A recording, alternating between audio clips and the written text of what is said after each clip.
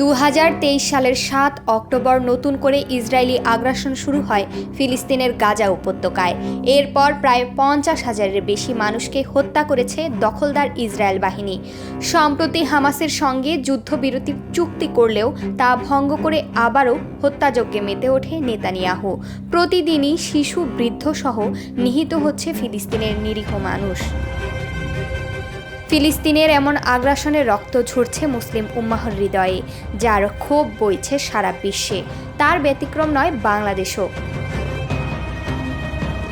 গেল সোমবার সারা বিশ্বে ধর্মঘটের আহ্বানের রাজপথে আন্দোলনের পর আবারও ইসরায়েল আগ্রাসনের বিরুদ্ধে গর্জে উঠতে চলেছে বাংলাদেশ।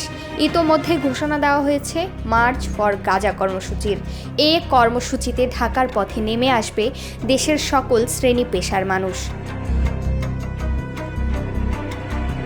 মার্চ ফর গাজা শিরোনামে জমায়েতের ডাক দিয়েছে প্যালেস্টাইন সলিডারিটি মুভমেন্ট বাংলাদেশ নামের একটি প্ল্যাটফর্ম।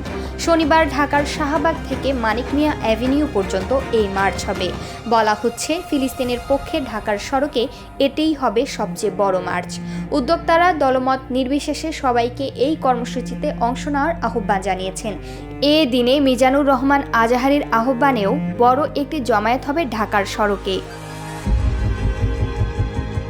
এছাড়া শায়েখ আহমদুল্লাহ, মাহমুদুর রহমান, জাতীয় দলের ক্রিকেটার মাহমুদুল্লাহ রিয়াদ, মেহেদী হাসান মিরাজ, নাহিদ রানা ও তাইজুল ইসলাম, বাংলাদেশ খেলাফত মজলিসের আমির মাওলানা মামুনুল হক, হাসনাত আবদুল্লাহ, জাহিদুল ইসলাম, মোহাম্মদ আবু সাদিক কায়েম, তামিম মৃধা, আয়মান সাদিক সহ অনেকেই এই কর্মসূচিতে যোগ দেওয়ার কথা জানিয়েছেন নিজেদের ফেসবুক প্রোফাইল ও পেজে।